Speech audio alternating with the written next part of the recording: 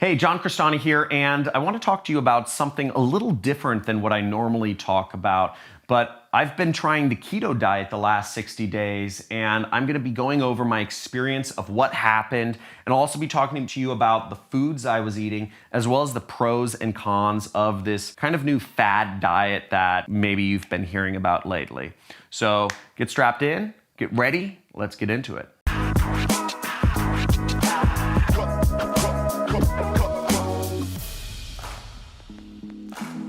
So for the last 60 days, I tried the keto diet, and I made a big decision because I'd gained a little bit of weight last year. I don't know, some of my longtime followers may have noticed that, I started getting comments, yo, you're getting chubby, or oh, you have a little pooch, which is kind of funny.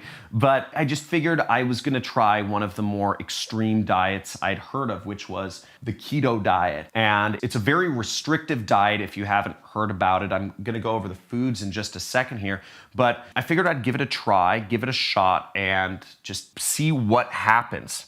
Now, if you don't know what the keto diet is, I kind of put what the good foods you can eat and the stuff you really can't eat on the keto diet on this board. So the way the keto diet works is you eat a lot of fats, okay? The diet is supposed to be, I think, 70% fats, 20% protein, 10% carbs, or something like that. But really, it's just a lot of fats right here. To really do this is you eat a lot of meats, a lot of nuts, and a lot of veggies, okay? Veggies such as, I don't know if avocado is a veggie, but veggies don't have a lot of anything in them, so they're generally fine to eat, but meat, nuts, and veggies. Whereas the stuff you can't eat on the keto diet, carbs. Carbs is the biggest thing. You just don't eat carbs. And carbs include breads, they include tortillas, they include pastas, they include muffins, they include croissants, they include sugars and fruits. So don't eat apples, don't eat oranges, don't eat mangoes, don't eat anything with sugar in it, M&Ms, etc. Burger buns, fries. It's just super restrictive. You don't eat tortilla chips. There's just so many things you can't eat when you cut out breads and carbs, which is why keto diet has a reputation for being very restrictive. Now, I tried out this diet, and frankly, my results after 60 days, I started with a weight of 175 pounds. And just to give you a little bit of perspective, I am 5'10". Okay, so this is what I started the keto diet at, and where I ended up is I dropped 2 inches in the, no, I'm joking. Screw that out, bad joke. But I actually, after 2 months, I got down to 160 pounds. So 2 months or 60 days on the keto diet, I lost 15 pounds, which is actually quite incredible. And I'm gonna go over the pros and the cons, and I'll be going over whether I'm continuing the keto diet towards the end of the video.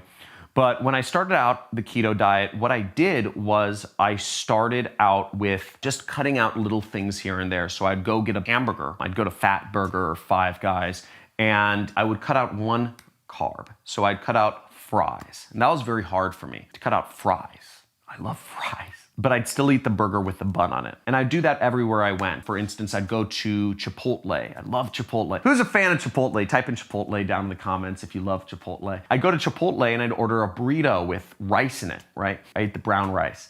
And I'd cut out the rice, because rice is a carb. And slowly but surely, I started cutting out things, and that was the first week. Then the second week, what I did was I cut out the tortilla. So I'd just have a burrito bowl.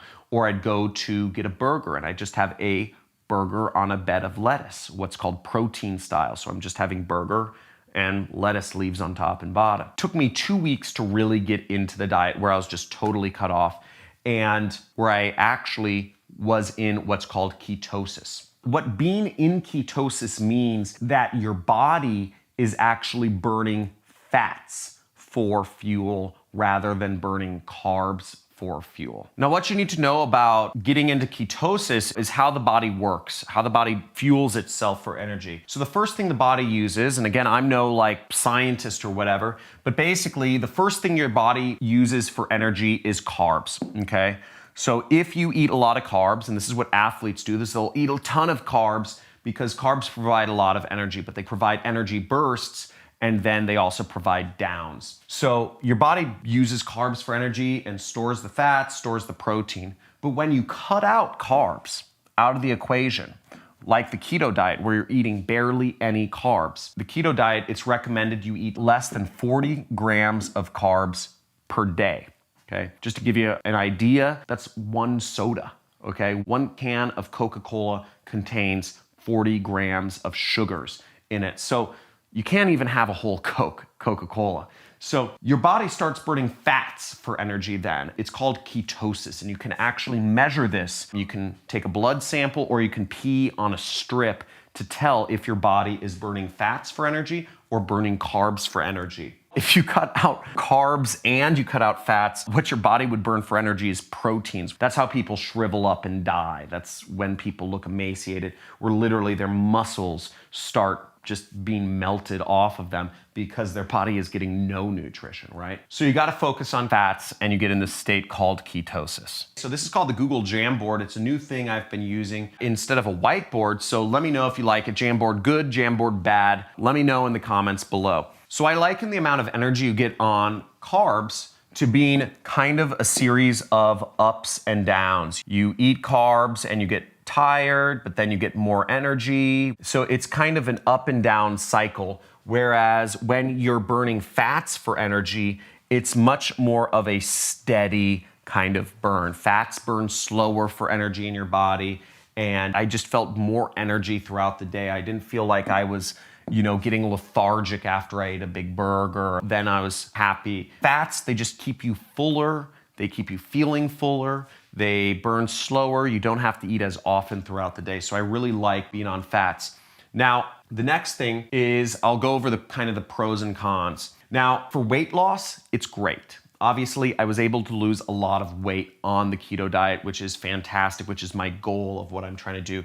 It's also great for focus because of the way that fats burn, and because fats are what fuels the brain. Burning fats has just helped my focus, it's helped my mental energy, and my overall physical energy as well, because I'm going through less dips throughout the day. Another reason it helps focus is because it's a restricted diet. I have less things less variables to worry about. Instead of waking up each morning and thinking, ooh, where am I gonna eat for lunch? Do I want Chinese food? Do I want orange chicken? Do I want a burrito? Do I want this? Now, if I go to Mexican food, I'm eating fajitas, okay? If I go to American food, I'm getting like meatloaf or something. If I go to Chinese food, I'm just getting chicken. It's been good for my focus. I think about food less each day because I'm just meat, nuts, and veggies, just simple, straight line. And the other thing I really like about it is that it's measurable. I can tell if I'm in ketosis or not. I can pee on a strip and see if I'm doing the diet right or if I'm doing the diet wrong. Whereas other diets, I feel a little more loosey-goosey. You don't know definitively if you're on or off the diet. Now, as for the negatives, the first 2 weeks of the keto diet kind of suck, okay? Going through a couple days of what is called the keto flu just makes you feel lethargic, okay? It just wasn't fun, just being super lethargic for seemingly no reason. Also, cutting out so many foods that are just normal things that I would eat every day was a bit difficult. It's also very boring. It's a boring diet. Just isn't a lot of stuff to eat. As I said, I go to Mexican food now. It's like fajitas. That's what I eat.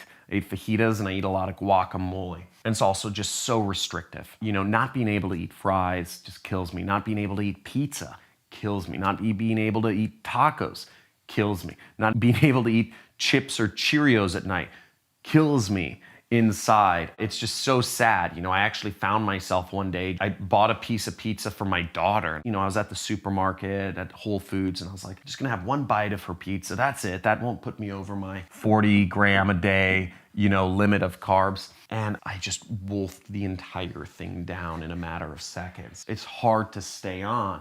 And the other thing about the keto diet is it's expensive. I found that in order to just try to eat keto, I buy a lot of nuts. So check this out. So I eat a lot of macadamia nuts. So I shop at Erewhon now, right? I don't know if anybody else shops at Erewhon, but I shop at Erewhon. Macadamia nuts are pretty expensive, but they're super high in fat. They're a great keto food. And I just been eating a lot of these. I'll eat 1 or 2 of these a day, but each of these costs like $6 each or something like that. Another thing I eat a lot of is I eat a lot of nut butter. Here's some nut butter from RX. And again, these are like $2 or $3 per pack. It's like barely any nut butter, but it's made for the keto diet. Another example of something I have a lot of is Bulletproof coffee. So Bulletproof makes themselves good for the keto diet. This has basically fat in it. It has grass, it has butter in it, and MCTs. So they make this for people, you know, on the keto diet. But again, this is expensive, and to have a lot of these is expensive. So I've got a lot of keto-friendly stuff, but it's much more expensive shopping for it. Other examples of things I eat include, I eat sheep's milk yogurt, specifically plain sheep's milk yogurt. Doesn't have a lot of sugar and it's very high in fat. I'll eat that in the morning. I eat Keto Logic. I have Keto Logic shakes. I supplement my diet with BHBs, which are salts, because on the keto diet, you can get depleted of salts. You know, I take an extra salt supplement in the morning and I'll have protein shakes and I'll scoop a lot of fat in them. So another item I eat is Udo's oil. I'll make myself a protein shake, but I'll put about 60 grams of fat, so which is about 3 or 4 tablespoons of just pure omega-3s, fats in my protein shake. So I get a lot of fat and I get that nice flavor of the protein shake. Macadamia nuts, as I said, I eat fajitas, I eat burgers without the bun, I eat meatloaf, I'll eat chicken pot pie without eating the crust. I have tomato bisque soup from BJ's Brewery, but with extra cream in it. I'll have burrito bowls. Chipotle now has keto-friendly burrito bowls. So all of this stuff, that's how I've been on the keto diet. Those are my results. If you have any questions for me about how to do the keto diet or my experience, feel free to ask in the comments below. If you'd like to see more videos about what I've been doing to kind of hack my focus or hack my health, leave a comment. Just say more health stuff. I'd be happy to share the things I'm doing. So let me know if this makes you more interested in trying the keto diet. Say if you're gonna try it, or if you say, doesn't sound like it's for me, type it in below. I'd love to hear what your thoughts are. Thanks for watching. Have a good day.